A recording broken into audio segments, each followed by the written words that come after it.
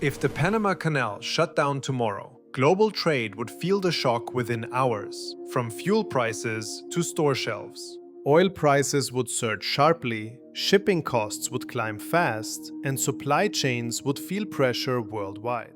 Naval fleets would slow dramatically across both the Atlantic and Pacific Oceans at the same time. A narrow strip of water would suddenly shape global politics and shift the balance of power across entire continents. The canal itself stretches only 50 miles across Panama, yet its impact extends far beyond. Yet it connects nearly 2,000 ports across every major trading region, linking continents and global markets together. Around 6% of global trade passes through this narrow corridor each year between the Atlantic and Pacific Oceans. For the United States alone, it carries nearly half of all container traffic each year. For centuries, the shortcut between the Atlantic and Pacific Oceans was obvious to anyone who studied detailed maps of the region. Two vast oceans were separated by a narrow strip of land that challenged engineers for generations and resisted passage.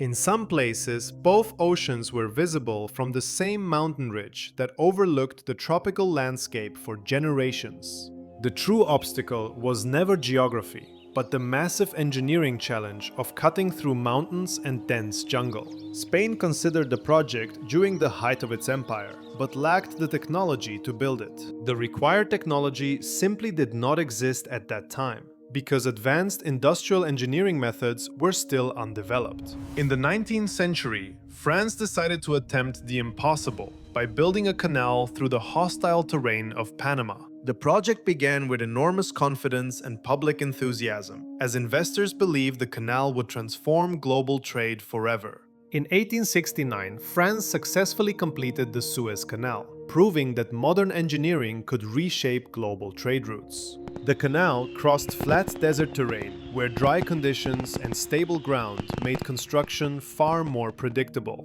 Investors across Europe earned extraordinary profits and quickly began to expect the same returns again. When plans for a canal in Panama were announced, the public confidently assumed that similar profits and success would follow. Panama was nothing like the dry and predictable desert terrain of northern Egypt. It was dense jungle, unstable mountains, and relentless rain that slowed progress at every stage of construction. Malaria and yellow fever spread rapidly among workers who had little immunity and almost no medical protection. Entire sections of excavation collapsed overnight under massive and unpredictable landslides that erased months of progress. Thousands of laborers died as medical science struggled to understand how these deadly tropical diseases were transmitted.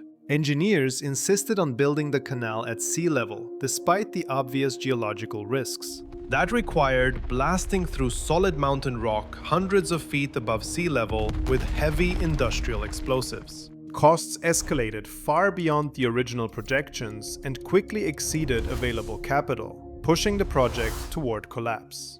Public confidence evaporated as a massive financial scandal erupted across the French government and press. By 1889, the canal company collapsed under overwhelming political pressure and devastating financial losses. France ultimately abandoned the project, leaving behind vast, unfinished trenches carved deep into the Panamanian jungle. Yet, despite financial ruin and immense human loss, the geography of Panama remained strategically unchanged. By the early 20th century, the United States urgently needed a canal to connect its Atlantic and Pacific fleets. Its navy required rapid movement between oceans to project power quickly and defend expanding American trade routes. But Nicaragua's active volcanoes and seismic instability raised serious concerns inside Congress. At first, Washington seriously considered Nicaragua as the primary canal route for strategic and economic reasons. But mounting strategic pressure and Colombian diplomatic resistance ultimately forced Washington to shift its attention back to Panama. There was one major obstacle. At that time, Panama was firmly under the political and military control of Colombia. When Colombia formally rejected the Canal Treaty, negotiations collapsed and diplomatic tensions escalated between both governments.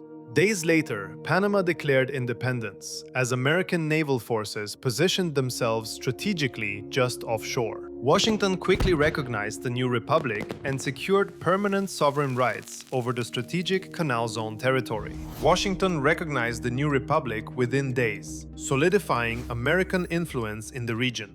Construction restarted under American leadership with massive machinery, modern engineering methods, and strict centralized control. This time, engineers abandoned the sea level concept and chose a lock-based system to match Panama's terrain. Instead of cutting through mountains, ships would be raised step by step inside massive concrete lock chambers above sea level. The lock system lifted ships into a vast artificial lake engineered high above sea level and sustained by a massive dam structure. Aggressive mosquito eradication campaigns targeted the breeding grounds of malaria and yellow fever across the canal zone. Strict sanitation, disciplined management, and organized labor transformed the construction effort. In 1914, the Panama Canal officially opened, immediately reshaping global shipping routes and naval strategy. Routes between the Atlantic and Pacific were shortened by thousands of miles, saving time, fuel, and operational costs. After World War II, global trade expanded rapidly as industrial production accelerated worldwide. Containerization transformed global shipping by standardizing cargo into steel containers handled by massive port cranes.